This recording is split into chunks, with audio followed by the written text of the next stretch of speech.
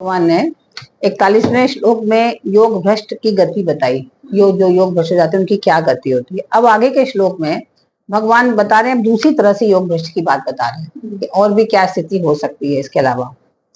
अथवा योगिनामेव कुले भवति धीमताम् एतद्धि दुर्लभतरं लोके जन्म यदीदृशम्।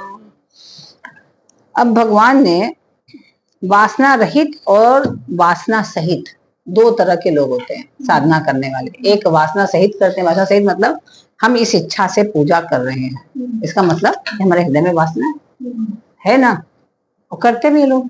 जैसे हम लोग के पास भी लोग आते हैं तो हम उनको बताते हैं, कहते हैं इस ग्रह के कारण ये प्रॉब्लम, ये समस्या। तो जैसे कोई अर्थ की दृष्टि से बहुत समस्याग्रस्त है, धन की दृष्टि से, आर्थिक दृष्टि से बहुत परेशान है, तो हम लोग लक्ष्मी जी की उपासना बताते हैं। तो वो भी बड़ी श्रद्धा भक्ति से उपासना करते हैं, वो लोग पूरी लगन लगा के करते हैं। तो वो कैसे करते हैं, उनकी वासना सहित उपासना होती है कि हमें ये चाहिए इसलिए हम उपासना कर रहे हैं। और जो परम तत्व की प्राप्ति के लिए करते हैं वो वासना रहित करते हैं, कुछ चाहिए ही नहीं उनको, जो कुछ है उसका भी मन से त्याग कर दिया उन्होंने। तो दो तरह की उपासना होगी ना, एक हो गई वासना। तो 99% तो वासना सहित ही उपासना करते हैं।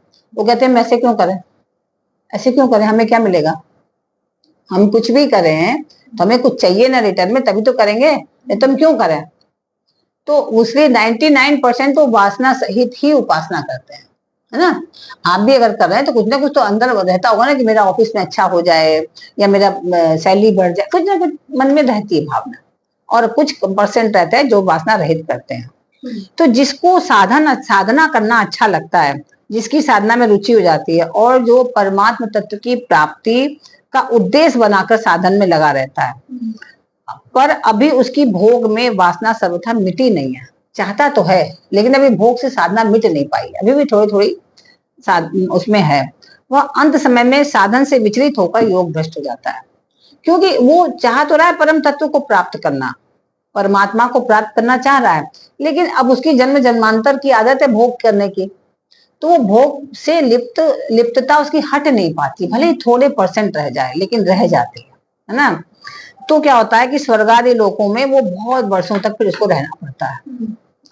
और फिर उसको जब उसका वहां से उसका मन खिन्न हो जाता है, तब वो श्रीमान के घर में जन्म लेता है, ठीक है। तो और जो दूसरा साधक होता है वो क्या करता है, जिसके भीतर वासना नहीं है, तीव्र वैराग्य है उसके अंदर, एकदम वैराग्य, और जो परमात्मा का उद्देश्य रखकर तेजी से साधना में लगा गया है, उसको कुछ और चाहिए ही नहीं, पर अभी पूर्णता उसको प्राप्त नहीं हुई है, अभी तक पूर्णता प्राप्त नहीं हुई है कि उसको तत्व मिल गया हो, वो नहीं मिला है। वह किसी विशेष कारण से योग भ्रष्ट हो गया। एक तो वो योग भ्रष्ट हुआ जो आप उसके वासना के सहित कर रहा था, ये व्यक्ति जो वासना रहित कर रहा था, तो उसको स्वर्ग आदि में नहीं जाना पड़ता। क्या फिर उसको स्वर्ग नहीं जाना पड़ेगा, उसको तुरंत दूसरा जन्म मिल जाएगा, क्योंकि उसकी इच्छा है कि तुरंत उसको जल्दी से शीघ्र परम तत्व की प्राप्ति हो। तो क्या होगा कि उसको तुरंत जो है सीधे योगियों के कुल में उसको जन्म मिल जाता है। जो बड़े बड़े योगी और तपस्वी होते हैं, ऐसे कुल में सीधे उसका जन्म हो जाता है। एकदम तल्लीनता से लगा हुआ कि मुझे पाना ही है उस ईश्वर को।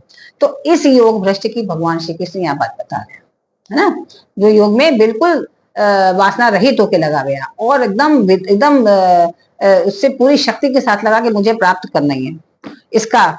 तो तुमने जिस योग भ्रष्ट की बात पूछी थी, भगवान कह रहे हैं वह तो मैंने तुमको बता दी, परंतु जो संसार से विरक्त हो गए हैं और सर्वथा संसार से विमुख होके रह रहे हैं, उनको संसार से कोई लेना मतलब नहीं है, न माता न पिता न भाई न बंधु न संतान, कुछ चाहिए ही नहीं उनको। ऐसे जो व्यक्ति हैं वह किसी भी कारण से या किसी भी समस्या के कारण किसी भी परिस्थिति में अगर तत्काल मर जाए, है ना, तब उनकी क्या स्थिति होगी। उसकी वृत्ति अंत समय में साधना में नहीं भी लगी रहती है तो भी वह योग भ्रष्ट तो हो ही गया, क्योंकि इसको पूरी प्राप्ति नहीं हुई। तो ऐसे योग भ्रष्ट की गति के बारे में अब मैं यहाँ बता रहा हूँ। योगी नाम एव कुले भवति धीमताम, जो परमात्म तत्व को प्राप्त कर चुके हैं, जिनकी बुद्धि परमात्म तत्व में स्थिर हो गई है, ऐसे तत्वज्ञ जीवन मुक्त बुद्धिमान योगियों के कुल में वह वैराग्यवान योग भ्रष्ट जन्म लेता है। तो जो ऐसा वैराग्यवान जो व्यक्ति है, जातक है, वो ऐसे योगियों के कुल में जन्म लेता है जो महान तपस्वी लोग, साधारण के घर में जन्म नहीं लेता। तो कुले, इसमें जो कुल कहा, तो जीवन मुक्त बुद्धिमान योगियों के कुल में वह वैराग्यवान योग भ्रष्ट जन्म लेता है। जो शुरू से वैरागी था तो ऐसे साधारण कुल में जन्म नहीं लेता। तो कुल का मतलब हो गया जो जीवन मुक्त योगी महापुरुष हैं, ऐसे कुल में वो जन्म लेता है, साधारण कुल में जन्म नहीं लेता है। क्योंकि श्रुति ऐसा कहती है कि उस ब्रह्मज्ञानी के कुल में कोई भी ब्रह्मज्ञानी ब्रह्म ज्ञान से रहित नहीं होता। जो ऐसे ब्रह्मज्ञानी लोग होते हैं सब ब्रह्मज्ञानी होते हैं, एक नहीं होते। अगर एक भी ब्रह्मज्ञानी हो जाए तो उसका प्रभाव सब पर पड़ने लगता है ना। परिवार का ऑरा ऐसे होने लगता है कि धीरे धीरे धीरे धीरे धीरे करके सब उस तरफ लगने लगते हैं, क्योंकि ये परम आनंद देने वाला है। तो जब दूसरे भी उसके टच में आते हैं तो वो भी उससे प्रभावित हो जाते हैं और वही करने लगते हैं। तो जब कोई भी ऐसा है ही नहीं कि जो ब्रह्म ज्ञान से रहित है, तो ऐसे कुल में जन्म ले लेता है वो। तो एतद्धि दुर्लभ तरम लोके जन्म यदि दृश्यम, कि उसका यह इस प्रकार का योगियों के कुल में जन्म होना और इस लोक में बहुत ही दुर्लभ है। ऐसे लोक में ऐसे व्यक्तियों को, उनको तो स्वर्ग भी नहीं जाना पड़ता, क्योंकि स्वर्ग में रहकर तो मन खिन्न हो जाता है उनको भोगने की आदत रह नहीं गई, भोग में आनंद आ नहीं रहा है। तो इनको तो सीधे अभी उनकी मृत्यु हुई किन्हीं कारणों से और तुरंत तत्काल और सिद्ध पुरुष का जन्म हो गया, जिससे उनको जन्म लेते ही सब कुछ साधन सुलभ हो गया। तो शुद्ध सात्विक राजाओं के, धनवानों के और प्रसिद्ध गुणवानों के घर में भी इनका जन्म होना दुर्लभ माना जाता है। तो ऐसे घरों में भी इनका जन्म हो सकता है कि जो बड़े शुद्ध सात्विक राजा हैं, उनके यहाँ सभी कुछ ऐसे साधन हैं।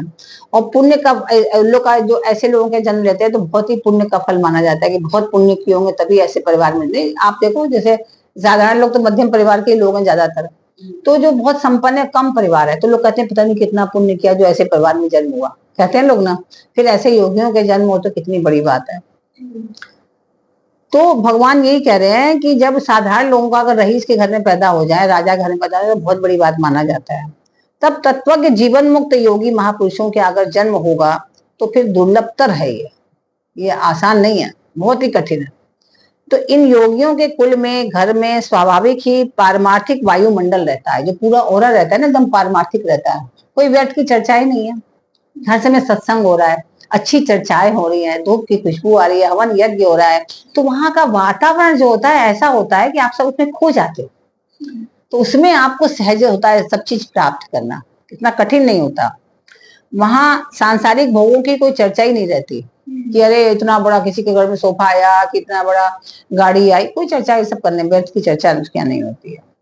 तो वहां के वायुमंडल से, वहां के दृश्य से, तत्वज्ञ महापुरुषों के संग से, अच्छी शिक्षा आदि से उसके लिए साधन में लगना बहुत आसान हो जाता है, कोई कठिनाई नहीं होती, फटाफट वो लग जाता है और वह बचपन से ही साधना में लग जाता है ऐसा व्यक्ति।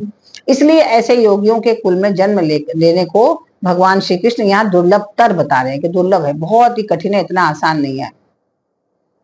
शास्त्रों में जो है मनुष्य जन्म को दुर्लभ बताया गया है कि मनुष्य जन्म सबसे कठिन है। बाकी इतनी योनियां हैं वो सब तो आपको मिलती रहती है, उसमें आपकी बुद्धि नहीं रहती, विवेक नहीं रहता आपके पास।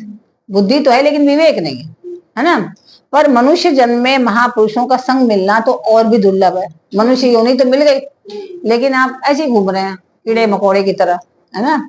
तो आपको तो ये तो मनुष्य योनि मिले और फिर अच्छी संगति मिलेगी तो और भी दुर्लभ है। अब नारद जी अपने भक्ति सूक्त में कहते हैं कि महत संगस्तु दुर्लभो अगम्यो अमोघश्च, अर्थात महापुरुषों का संग दुर्लभ है, अगम्य है और अमोघ है। कारण कि एक तो उनका संग मिलना बहुत कठिन होता है कि ऐसे लोग मिल जाएं, और भगवान की कृपा से अगर ऐसा संग मिल भी जाए तो उन महापुरुषों को पहचानना कठिन होता है।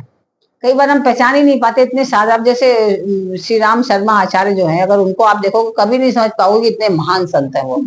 इतनी साधारण वेशभूषा उनकी, इतनी साधारण, ऐसे रहते हैं कि आपको लगेगा ही नहीं, आपको लगेगा तो बहुत ही ये कौन है, तो कुछ भी नहीं है ऐसे लगेगा। हाँ एकदम गांव से वैसी कपड़े, वैसी रहन सहन, वैसी शकल, आपको लगेगा ही नहीं इतने महान है, इतने परम तत्व को प्राप्त हुए महापुरुष, वो एकदम नहीं लगेगा। उनको पहचानना मुश्किल हो जाता है ऐसे लोगों को।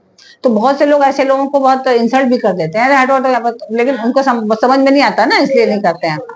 हाँ, तो ऐसे महापुरुषों को जो है पहचानना भी कठिन हो जाता है, परंतु उनका संग किसी भी तरह अगर मिल जाए, किसी भी तरह उनका संग मिल जाए हमें, तो वह कभी निष्फल नहीं जाता। अगर हम उनके संग बैठे हैं, उठे हैं, उनकी चर्चाओं को सुन रहे हैं, तो आप समझ लीजिए कि जीवन हमारा धन्य हो गया, हम धन्य हो गए उनका साथ पा करके। महापुरुषों का संग मिलने की दृष्टि से ही भगवान ने इसको दुर्लभतर बताया है।